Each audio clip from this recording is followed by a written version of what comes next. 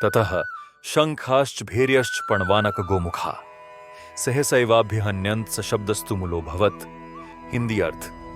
इसके बाद शंख, नगाड़े, ढोल, मृदंग और सींग जैसे अनेक वाद्य यंत्र एक साथ बजने लगे और उनका तीव्र एवं भयानक शब्द चारों दिशाओं में गूंजने लगा। व्याख्या।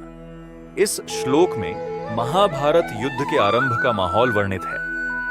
भीष्म पितामह के शंखनाद के बाद कौरव सेना के विभिन्न वाद्य यंत्रों को बजाया गया। इन यंत्रों की आवाज ने युद्ध भूमि को गगन भेदी ध्वनि से भर दिया, जो कौरव पक्ष की ताकत और आत्मविश्वास का प्रतीक था। हिंदी कविता। शंख की ध्वनि के साथ ही उठी नगाड़ों की गूंज, भेरी, मृदंग और गोमुख की रण में हुई धुने धुंज, चारों दिशाओं में छाई एक भीषण गर्जना। युद्ध का यह पहला संकेत बना साहस का गहना। कौरव सेना ने दिखाया अपना तेज और बल, गगन भेदी ध्वनि ने किया युद्ध भूमि को विकल। ये थी शक्ति की पुकार और विजय की आस। रण में गूंज उठा उनकी दृढ़ता का विश्वास। नाद यह नहीं था साधारण, यह था रण का जोश। हर योद्धा ने ठानी, जीतेंगे हम हर दोष।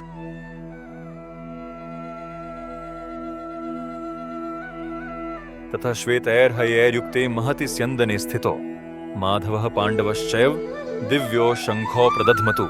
हिंदी अर्थ। इसके बाद श्वेत घोड़ों से युक्त विशाल रथ में स्थित भगवान श्री कृष्ण, माधव और अर्जुन, पांडव ने अपने दिव्य शंखों को बजाया। श्लोक की व्याख्या।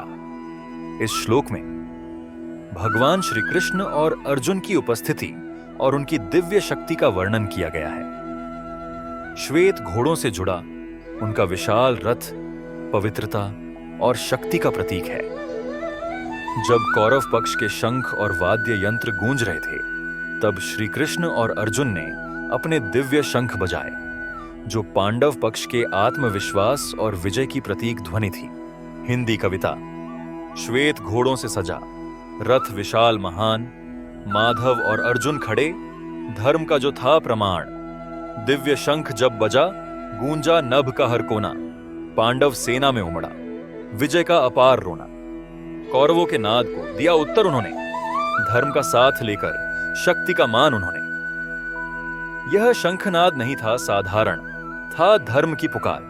पांडवों ने दिखा दिया वे हैं युद्ध के तैयार। श्री कृष्ण का यह साथ अर्जुन का बल बढ़ाए, युद्ध भूमि में यह ध्वनि शत्रु को डगमगाए। शंख की गूंज में छिपा विजय का हर सार, धर्म और सत्य की जय हो, यही है रण का आधार।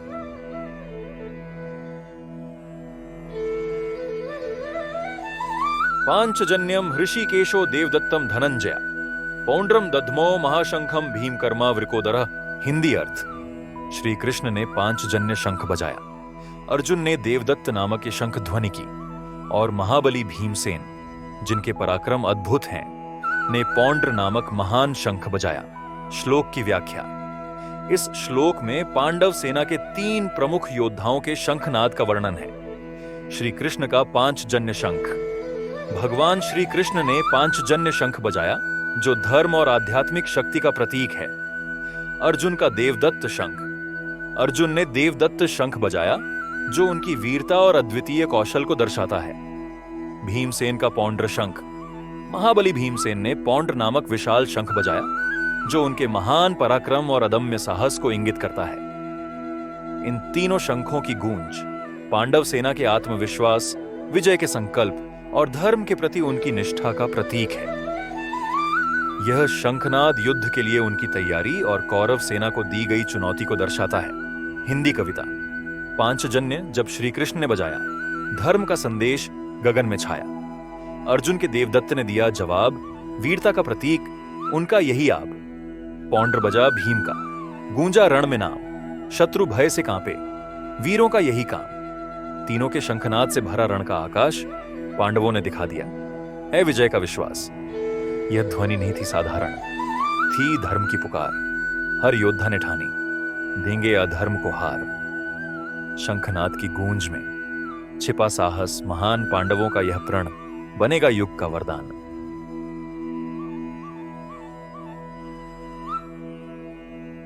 अनंत विजयम राजा कुंती पुत्रो युधिष्ठिरः नकुलः सहदेवशश्च सुघोषमणिपुष्पकौ काश्यश्च परमेश्वासः शिखण्डी च महारथः धृष्टद्युम्नो विराटश्च सात्यकिश्चापराजितः द्रुपदो द्रौपदेयाश्च सर्वशः पृथिवीपते सौभद्रश्च महाबाहु शंखान दध्मु पृथक पृथक।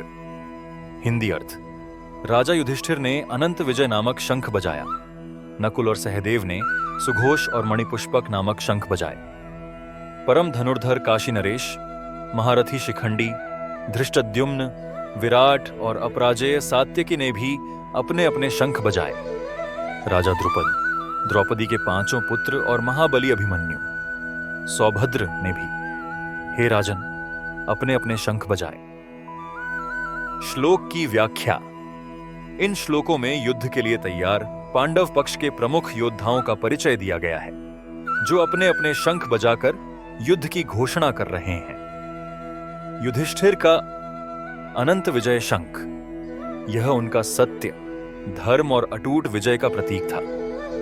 नकुल और सहदेव के शंख, सुघोष और मणिपुष्पक, ये उनके साहस और तेजस्विता का प्रतीक हैं। अन्य महारथियों का योगदान। काशी नरेश अद्वितीय धनुर्धर थे।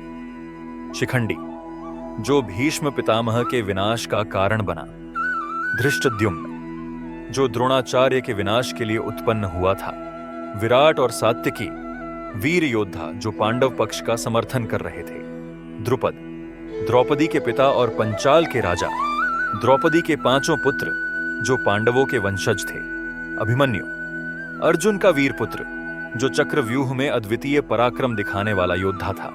इन शंखों की ध्वनि से युद्ध भूमि गूंज उठी, जिससे पांडव पक्ष के साहस और आत्मविश्वास की झलक मिलती है। हिंदी कविता। अनंत विजय की ध्वनि से गूंजा रण का द्वार। युधिष्ठिर ने भरी होंकार, धर्म का किया प्रचार। सुघोष मणिपुष्पक संग, नकुल सहदेव गर्जे, धर्म युद्ध के दीपक ये, सदा विजय को तरसे।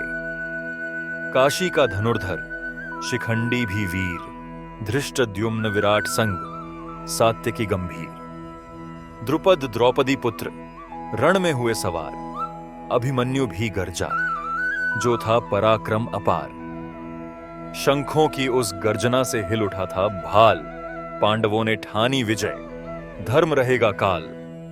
रणभूमि में गूंज उठा साहस का यह नाद, अधर्म मिटाने को खड़ा, सत्य का यह व्रत प्रबल।